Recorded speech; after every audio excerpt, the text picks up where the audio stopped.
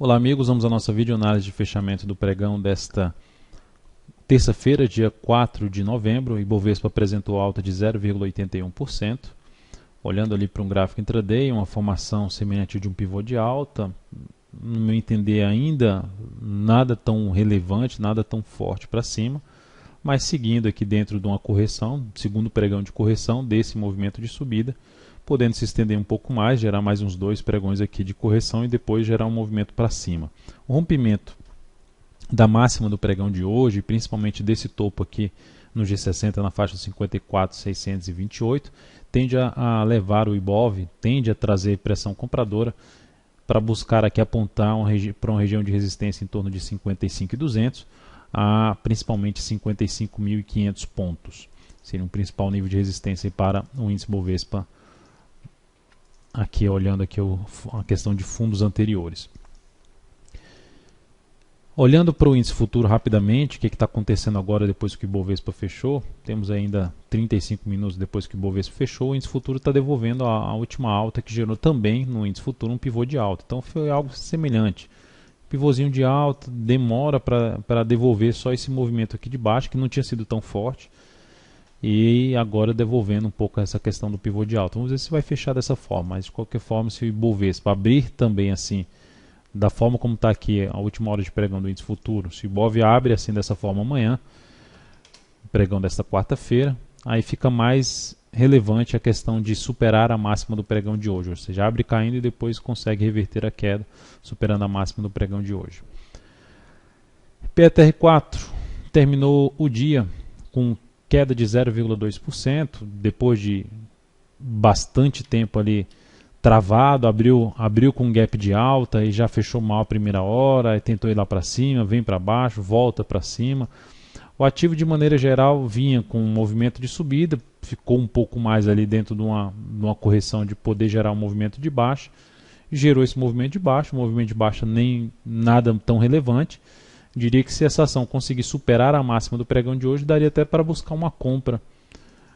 Ainda mais arriscada, é fato, mas tentar pegar aqui uma compra de um movimento que venha a não só fechar esse gap em 15,52, mas podendo vir um pouco mais aqui acima de um movimento ainda mais esticado para baixo que tenha PETR4. Então, ou seja, a entrada seria na superação dos 15,03 e podendo trabalhar com stop ali um pouco abaixo de um stop um pouco mais bem posicionado, abaixo dos 14,60.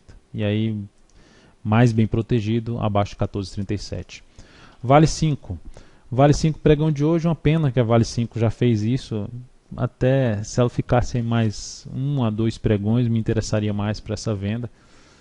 Teria que usar um pouco mais em vender aqui a perda da mínima de ontem, na busca de pegar mais um movimento de baixa. Mas o fato é esse, a Vale está em tendência de baixa no curto prazo, em tendência de baixa no médio prazo, um movimento que foi forte, gerou aqui 2 pregões de correção, já sinalizou uma nova movimentação para baixo. Então, olhando o gráfico do ativo, ainda não tem uma sinalização clara que agora vai subir.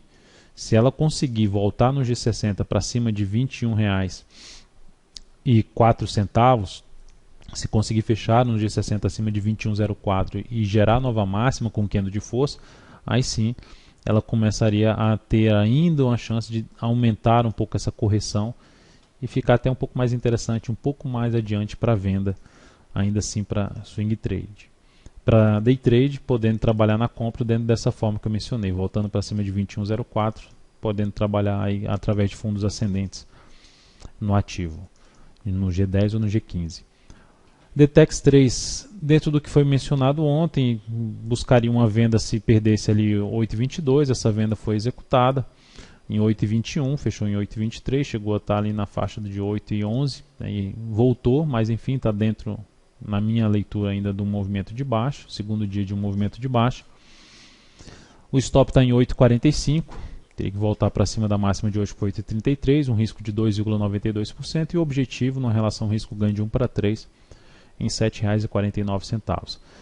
É importante ressaltar que nós seguimos comprados em SUSB5, a entrada em 10,01, está em 10,66, dando aí um resultado até interessante. O objetivo traçado foi 10,67, está 1 centavo desse objetivo.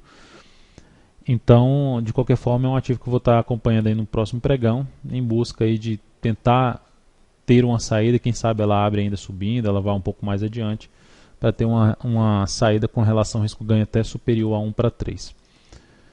A outra que a gente está também posicionado na ponta vendedora, CSMG3, aqui na perda dos 28,07, também vai caminhando bem. O objetivo está mais abaixo, em 25,33, numa relação 1/3, mas é um ativo que, dentro do que ela já fez, não sairia mais perdendo, assim como no caso da SUSB5. Partindo para os demais ativos, buscando ainda alguma compra nesses papéis que geraram alguma correção, uma compra possível seria que a BIF3, se ela conseguir romper a máxima do pregão de hoje a partir de amanhã, ou seja, superar 12,39 ou entrada em 12,40, seria uma alternativa de entrada. Não está em tendência de alta ainda, mas seria tentar pegar aqui um fundo ascendente para gerar essa tendência de alta, que seria confirmada somente no rompimento de 12,79. A HGTX3 é aquela também, aqueles ativos que geraram uma correção pequena ainda, são 2 candles. Abre a chance também de entrada se superar a máxima do pregão de hoje, 24,83. Essa seria uma alternativa. A Lojas Renner até algo parecido com essa aqui. Então, só que essa até eu vejo um pouco mais interessante, mas de qualquer forma, se ela tiver um recuo um pouco maior, melhor ainda, mas não daria para aceitar aqui uma entrada na faixa dos 24,84, trabalha com stop um pouco mais curto aqui via G60 e tentar ainda pegar uma relação risco-ganho. Não diria numa relação 1/3, mas tentando pegar aqui mais alguns pregões aí de subida, mais uns 2 pregões, por exemplo, de subida, onde acima do patamar aqui que ela tem de resistência dos R$25, a próxima resistência ficaria mais para a faixa lá dos 26,30. BRML3, essa entrada não seria tão lá em cima, como o caso que eu mencionei em cima de em cima de HGTX3 e até também Lojas Renner, apesar de não ter exibido o gráfico, mas é algo parecido. E na BRML3 também seria que, ao superar a máxima do pregão de hoje, a tentativa de compra aqui nesse papel. Está em tendência de alta? Não está em tendência de alta.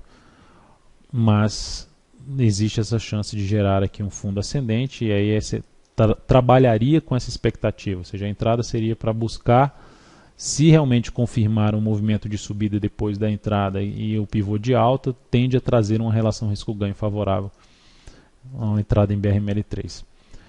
E na ponta vendedora, poderia trabalhar com venda aqui. Na realidade, a que mais me interessaria é CSNA3. Como eu exibi CSNA3 no pregão de ontem, então é algo semelhante na perda da mínima do pregão de hoje. Então, quem tiver acesso aí aos gráficos, seria algo na CSNA3 que mais me chamaria atenção para venda. Mas na USIN 5, que está em tendência de baixa, apesar da alta dela de hoje, 3,93%, se amanhã reverter esse candle, perder a mínima de hoje, seria para mim uma venda em SUSB5. Ou se amanhã ela dá uma patinada também nessa faixa de resistência aqui do gap, de 5,90 a 5,95, também seria um ativo para buscar uma venda, no meu entender.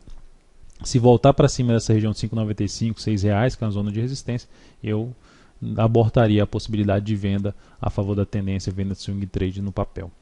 Então é isso, amigos. Muito obrigado por sua atenção e também pelo acesso diário ao site da Altovero.com. Grande abraço e até a nossa próxima videoanálise.